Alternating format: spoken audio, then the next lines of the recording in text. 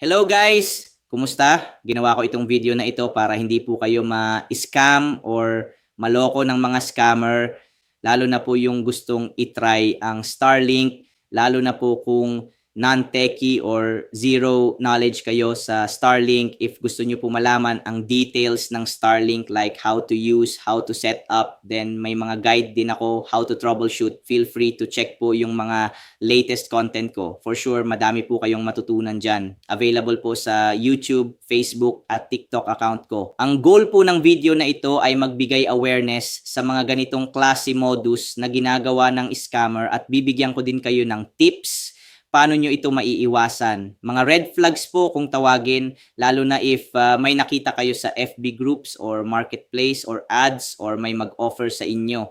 Malalaman nyo din po if saan kayo makakabili ng Starlink. Yung legit, syempre, authorized reseller at sure kayo na may 1-year warranty. Dumadami na po kasi ang nag-chat sa akin na biktima daw sila ng na-seller ito or ng tao na ito at na-scam daw sila. If nabiktima ka ng alin sa mga modus na i-mention ko later on or may new modus sila na wala sa i-discuss ko, huwag mahiya mag-comment or mag-message sa akin. I-expose natin sila basta may proof ka para wala na silang mabiktima pa. Tara, simulan na natin. Kasi ayaw na ayaw ko sa mga taong hindi lumalaban ng patas sa buhay. Una sa listahan natin ang fake products. Madalas kasing tanong sa akin, if may Starlink pocket wifi akong benebenta, wala pong product na pocket wifi ang Starlink. Meaning, scam or fake products po yon. For sure, nakita muna ito sa mga Starlink groups or ads. Interested ka kasi ang mura, pero ang laman lang pala ay baby wipes or anumang cheap products. Ang legit hardware products ng Starlink ay Gen 2 or actuated or refurbished. Pero pa-phase out na ang version na ito. Ang ibig sabihin ng phase out po ay stop production na or hindi na sila magbebenta ng Gen 2. Working pa din po syempre at may internet pa din po ang mga gumagamit ng Starlink Gen 2. Kaya if may mag-offer sa inyo na ng brand new, magduda ka na. Madalas refurbished na po yan or second hand, lalo na sa FB Marketplace or Starlink groups. Andyan din po ang latest version na Starlink Gen 3 para sa may gusto na mas malakas na speed ng internet. Ang Starlink Gen 3 po ay umaabot ng 300 plus Mbps sa ibang area lalo na if high elevation ang lugar. Normally kasi ang speed ng Starlink Gen 3 ay 100 to 200 Mbps. To know more about Starlink Gen 3, check nyo lang po ang previous contents ako about Starlink Gen 3. Ito siya ang thumbnail. Added na din po sa description. Then, if need mo ng Starlink na best for travel, andyan ang Starlink Mini. Lightweight at portable po siya. Pwede siya mag-power on sa power bank. Pwede nyo po ma-check ang previous contents ako about Starlink Mini. Andun po ang details ng speed test at comparison ko with Starlink Gen 3. Ito po ang thumbnail ng video. Added na din po sa description. Excited ka ba mag-order? Pwede po kayong mag-direct order sa Starlink website. May free 1-month internet ka pa. Gamitin mo lang ang referral link ko. Magkakaroon ka ng free 1-month internet. Then magkaroon din po ako. Parehas po tayo may free 1 month. In case gusto mo gamitin ang referral link ko, eto po siya. Added na din sa description. I-click nyo lang, then check out. If hesitant ka, pwede din po sa Lazada kayo mag-order. Starlink Gen 3, sale po ngayon sa Lazada 26K plus pesos lang. Then message nyo ako pag i-activate para makatipid po kayo. Sure po na may 1-year warranty yan kasi authorized reseller po ang Data Lake para maniwala kayo andito siya mismo sa website ng Starlink.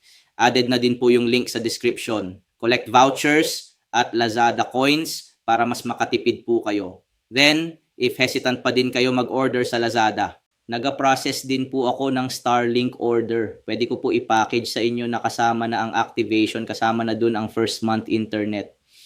Direct residential po yun. Kaya sure kayo na 3,800 pesos na lang ang next bill nyo. If interested ka, message lang po yung FB Messenger ko nasa comment section. Ang sure kayo legit na legit. Yung may blue badge po. Kasi ang binabayaran nyo po sa akin ay ang assurance na makakatipid kayo at hassle-free. Under sa details nyo po ang account, syempre. Then, may direct support pa po sa akin in case may issue para worry-free ka. Tapos, with 1-year warranty pa. Message lang po sa mga interested. Ang next na modus ay yung fake Starlink ads or advertisements. Madalas po ito sa Facebook at TikTok makikita. Yung iba ginagamit pa yung muka ng sikat na personalidad or artista sa tulong ng AI. Ito yung na-experience ng mga nabiktima nila.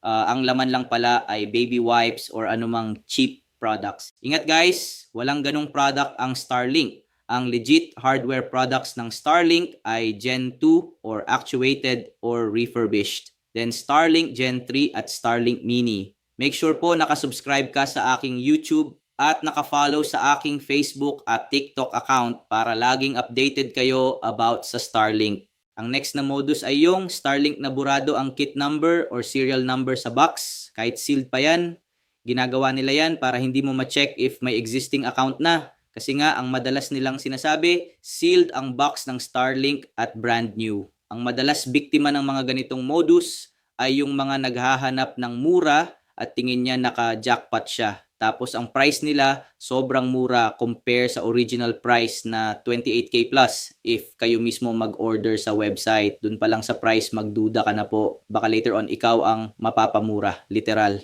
Like pusang gala, scammer pala ang patay gutom na yon. Madali lang po maiwasan yan. Mag-order direct sa Starlink website, may free 1-month internet pa, gamitin nyo lang ang referral link ko. Pwede din sa Data Lake via Lazada. Check nyo lang yung details sa description at comment section.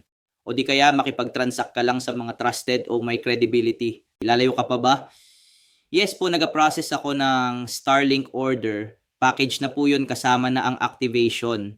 Under sa details ng client, syempre ang account. Baka kasi yun nag-offer sa inyo, puro benta lang yan. Pag may issue na hindi ka na replyan or scene zone ka na lang. Worst case pa, na-blocked ka na at hindi mo na makontak. Tapos, wala man lang guide or tutorial about Starlink. Ang next na modus ay yung Starlink disabled account. Itong ganitong klase ng modus, itong yung mga nagbebenta ng Starlink na na-blocked or na disabled na ang account. Ang tanong mo, magagamit ba ito? Useless na po yan. Wires at cables na lang po ang magagamit nyo dyan.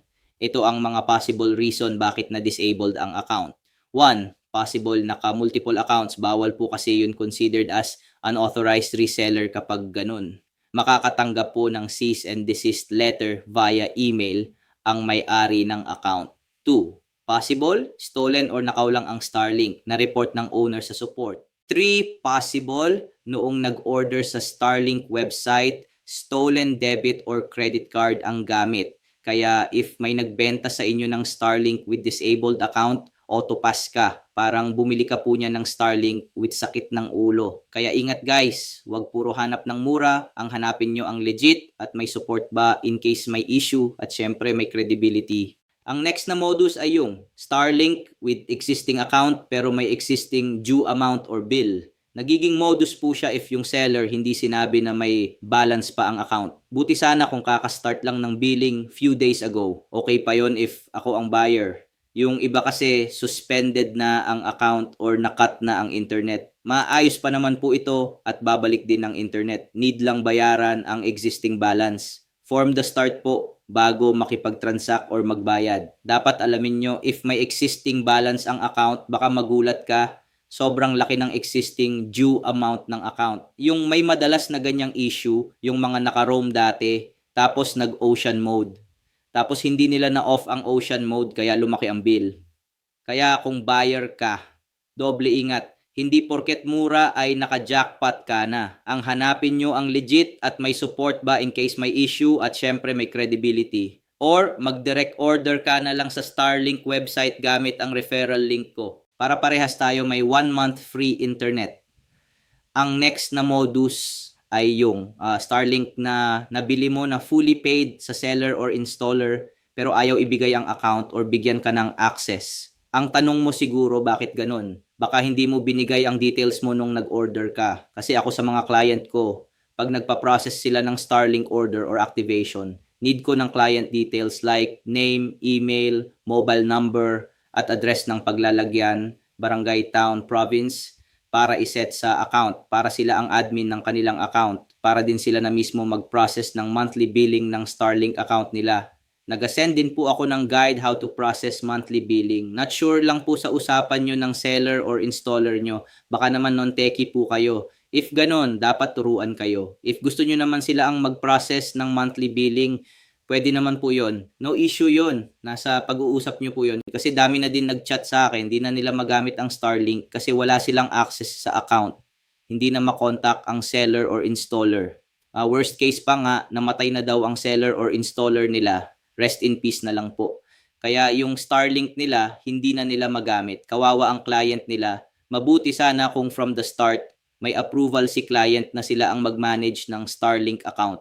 If wala ka pa pong access sa Starlink account nyo, mas okay meron kayong access. Dapat admin access under sa email at mobile number nyo. Kasi yung next issue or modus ay Starlink with existing account pero hindi sila ang admin ng account. Kapag hindi po kayo ang admin ng account, hindi nyo kayo makaka-process ng monthly billing gamit ang sarili nyong card details.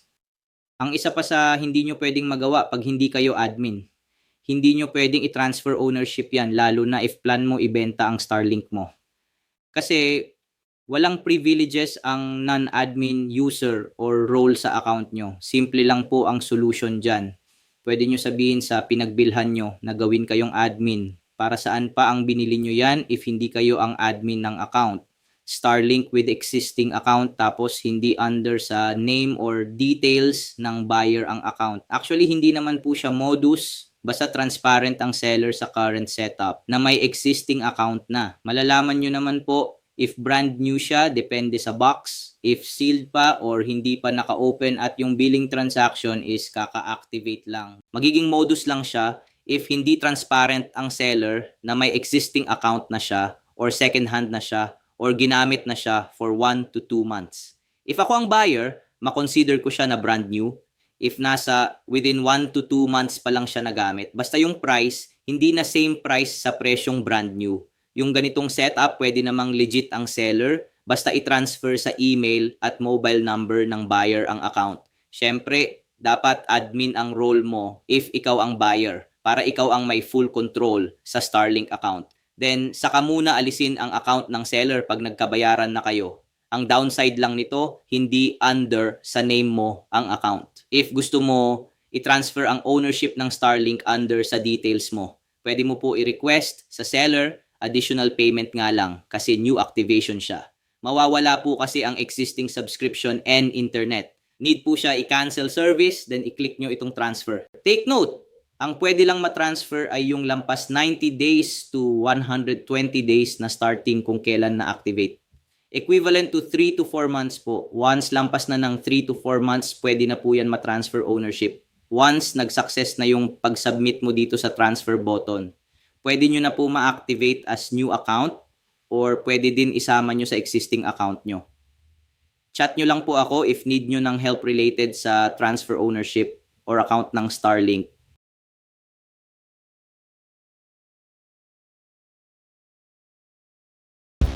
Thank you guys for watching. Don't forget to subscribe, like, comment, and share. See you on my next video.